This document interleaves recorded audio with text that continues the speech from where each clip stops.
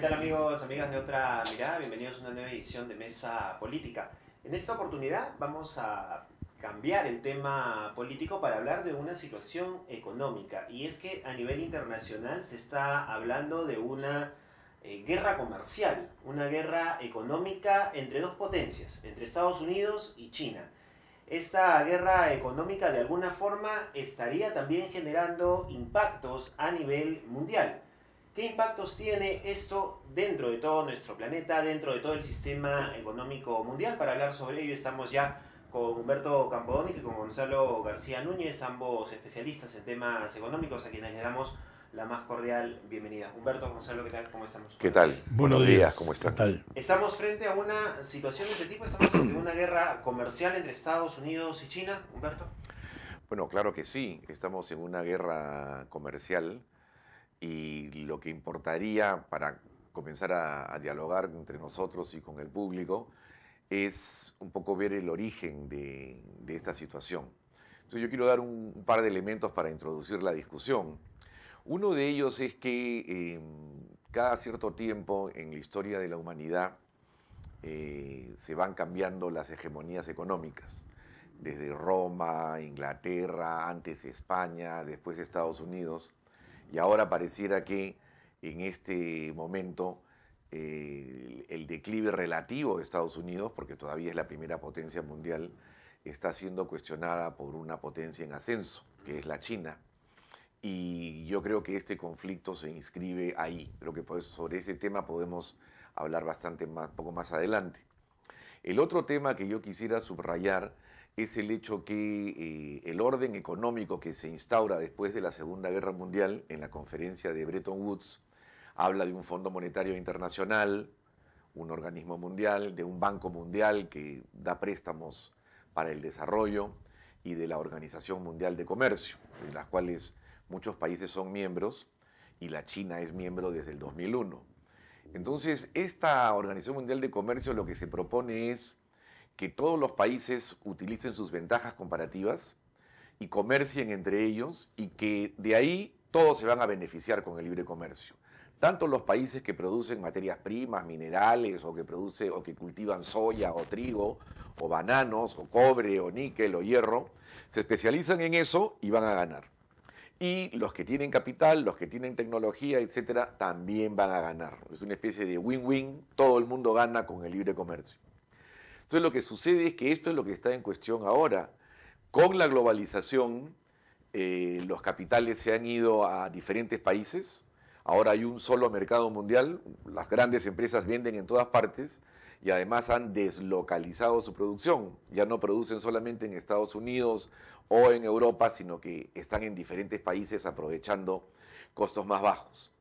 Y se supone que con esto todos iban a ganar y todos íbamos a tener... Bueno, lo que está pasando, y la demostración de eso es la política de Trump en Estados Unidos, es que él dice, vamos a hacer América grande de nuevo, ¿no? Let's make America great again. Y lo mismo en política comercial planteaba Bernie Sanders. Los empleos se han ido. En Michigan, en Wisconsin, en Pensilvania, lo que tenemos es que ya no es el cinturón industrial, sino el cinturón oxidado. Y lo que está prometiendo no es, o sea, y lo que plantea Trump ya no es que la globalización y el comercio mundial nos ayudan, sino que todo regrese a su propia base nacional, porque esa es la única manera como se enfrenta esta situación. En otras palabras, de ir hacia una globalización donde en un momento se hablaba incluso de gobierno multinacional, de las multinacionales, hoy en día regresamos al Estado-Nación como potencia. Estados Unidos lo vemos en Inglaterra, lo vemos en la propia China, etc. Entonces yo creo que muchos paradigmas de lo que era la globalización, el libre mercado, las ventajas comparativas, etcétera, están cediendo terreno en estos momentos y digamos, esta hegemonía de un lado y de otro lado el tema mismo de a dónde nos lleva la globalización y las ventajas comparativas ha entrado en cuestión. Y en esta mirada un poco estrafalaria de Donald Trump, podríamos decir que está habiendo una nueva versión hecha por Trump, de una nueva guerra fría, digamos, frente a un rival ya no Rusia, sino ahora más bien China. ¿Podría ser esa mirada, Gonzalo? Ciertamente puede ser esa mirada. Hay una pugna entre dos paradigmas de la economía internacional. por un lado, el viejo paradigma que está basado en el petróleo, por eso hay que entender Irak, Irán y las actividades militares de Estados Unidos en Libia, y en fin, el intento de subyugar a los estados que como Venezuela tienen petróleo. Entonces el viejo tema de quién controla la energía, el arqueo-imperialismo, vamos a llamarlo de una manera. Y el otro de las nuevas tecnologías, de la 5G, que nos traen las empresas como Huawei, ¿no es cierto? La presencia de Alibaba en todos los mercados, con la gran gigantesca empresa de mercado electrónico en China, pero además otras herramientas muy poderosas. Una, el tipo cambio.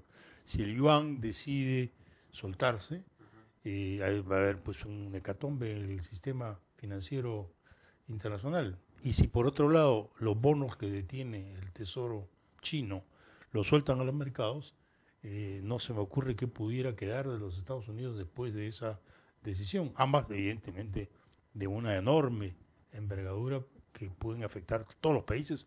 Y en el caso del Perú, por ejemplo, que articula vía distintos mecanismos de transferencia, estaríamos ante también una nueva coyuntura de nuestro futuro inmediato. Quiere decir, China hoy día y los Estados Unidos y esta lucha internacional tiene evidentemente influencia sobre el comportamiento de los agentes dentro del Perú y en América Latina y en los países en general subdesarrollados. Otro paradigma que surge pronto es el tema de la India.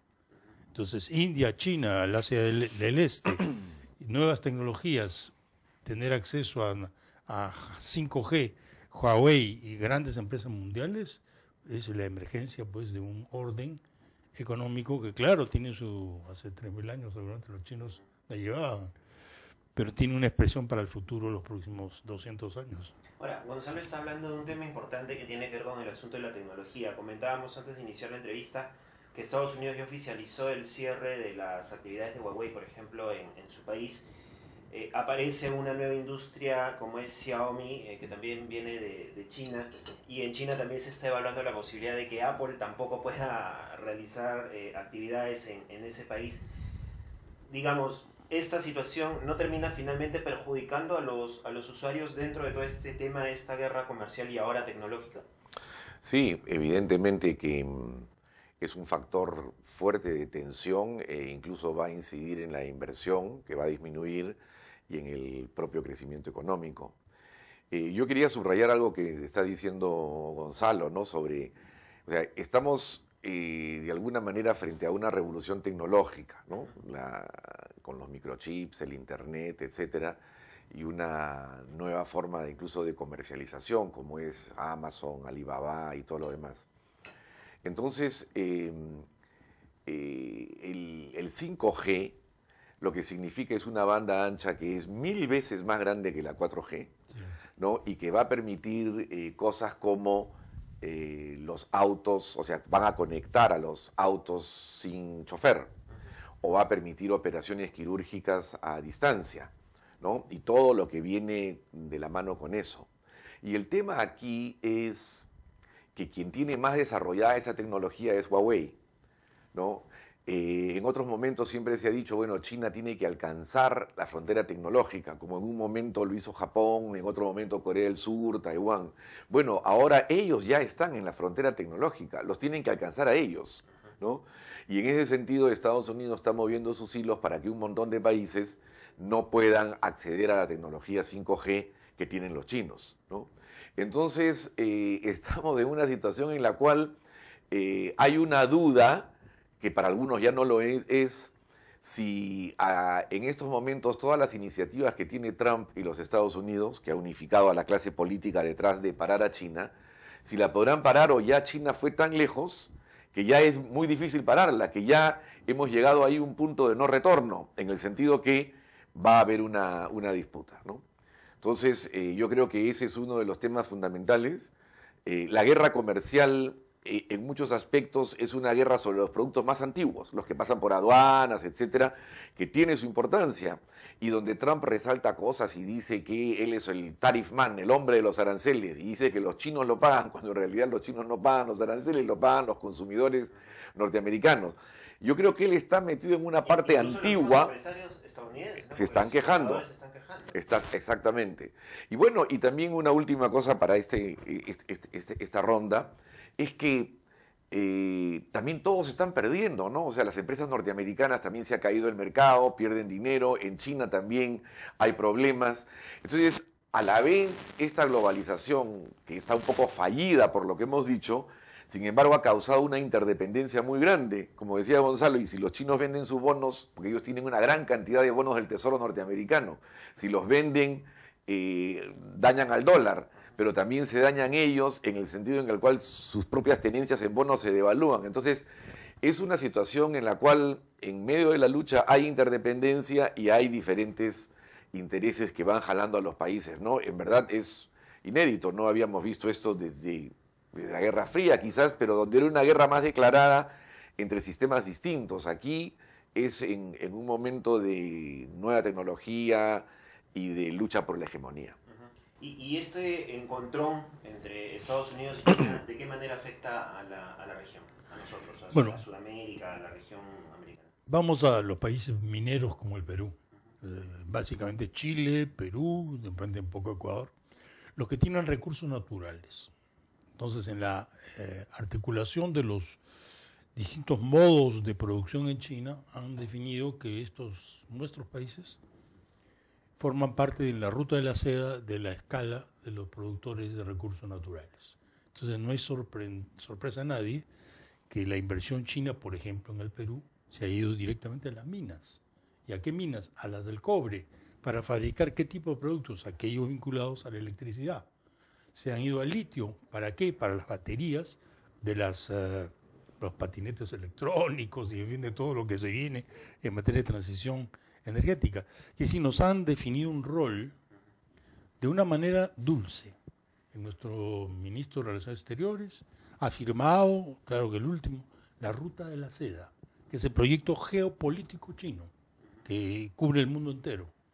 Entonces, por un lado, quiere estar bien con los que todavía buscan control sobre el petróleo, como el caso de Venezuela, pero al mismo tiempo han soltado las materias primas para que China ocupe ese espacio económico en la inversión, en la producción, ¿no es cierto?, en la etapa más primaria. Entonces, la primera conclusión es que nos ha alejado de las posibilidades de crecimiento y desarrollo moderno, nos han vuelto al siglo XIX, y como en el Zollverein alemán, de Federico List, ¿no es cierto?, la teoría de control de mercados, se sube los aranceles de Estados Unidos, sube o hacen maniobras proteccionistas, los chinos le contestan una estrategia global, mundial, que elude esos conflictos, que busca la convivencia en ese tema, pero que evidentemente también se apropia de espacios de mercado que antes eran de los Estados Unidos y lo usan para sus propios beneficios. En consecuencia, es una coyuntura muy específica para nuestros países, inclusive un dilema para la izquierda, porque antes era el enfrentamiento muy claro contra el imperialismo norteamericano, ¿cierto? Hoy día esa palabra suena pues un poco exótica porque tenemos como principal inversor y agente económico al proyecto chino. El capitalismo chino. Decía un libro extraordinario de Giovanni Arrighi, decía que había hecho una visita, entonces era Adam Smith en Pekín, ¿no es cierto? Cómo las teorías de la división de trabajo, las clásicas, la economía ortodoxa, ¿es cierto?, se aplicaban de alguna manera en el socialismo de mercado y en el leninismo de la producción en China. ¿Cuál es el futuro cercano de esta situación, Humberto, para ir terminando? Sí, yo quería solamente anotar un punto más, que es el tema que en nuestros países y en general en América Latina no tenemos claramente definida una política. Yo tuve que ir a China hace como 2 años y medio y leyendo las noticias, era una cuestión de CELAC, o sea, la Iniciativa China para América Latina. Pero en ese momento el primer ministro chino estaba en Azerbaiyán, junto con Estonia, Lituania, Polonia, Georgia, Kazajistán, etc. Y la agenda que había ahí era una agenda tecnológica. O sea, estos países le estaban planteando a China una relación en ese sentido y el primer chino estaba reaccionando diciendo que sí, que esto y que el otro. Sobre esa base. Pero nosotros como latinoamericanos viene China y nos plantea un ferrocarril que va de un lado a otro desde Sao Paulo hasta la costa occidental para sacar sus minerales y nosotros entramos de una manera en la cual estamos respondiendo frente a una iniciativa de afuera porque no tenemos una estrategia propia. Porque ¿por qué no se está planteando una agenda tecnológica en la relación con China? Que si los países la plantean, China la va a aceptar. No va a tener problema con eso. Yo creo que hay un problema de nuestros gobernantes de que siguen pensando con el chip de las materias primas, de los commodities, del piloto automático y que todo es más fácil. Entonces aquí, como dice Gonzalo, pues no, también hay un tema para la izquierda, ¿no? Sobre eso. Yo creo que los países de la región debieran ver, o sea, no debieran decir me voy con esto o con el otro. Hay que tener buenas relaciones con China y con el Asia. Buena relación, bueno, digamos, buena no, sino una relación con Estados Unidos, una relación con Europa, ver, diversificar mercados y al mismo tiempo plantearnos lo que ahora dice hasta el Banco Mundial y el Fondo Monetario incluido, una política de diversificación productiva, de industrialización, para acabar con la informalidad, para tener mayor empleo, etcétera, ¿no? Entonces, yo creo que se nos abre una interesante coyuntura. Acabamos de firmar como Perú el memorándum con China, sobre que hemos sido los últimos, a pesar de que tenemos la mayor inversión extranjera en América Latina, me parece, como inversión. Quizás haya habido presiones de Estados Unidos o algo, no lo sé, pero hemos sido los últimos. En todo caso, si uno ve los 18 memorándums ya anteriores que Perú tiene firmados con China, muy pocos tiene que ver con la tecnología, ¿no? Entonces, esa es una tarea por definir. Estamos pues en un momento en el cual hay nuevos retos, nuevos desafíos y me parece muy bien que estemos acá discutiendo ese tema. Muy bien. Muchísimas gracias, Humberto, Gonzalo, muy amables por estar aquí con nosotros. Saben que pueden ver estas y otras entrevistas en nuestra página web www.otramirada.p y nos encuentran también en redes sociales como Otra Mirada.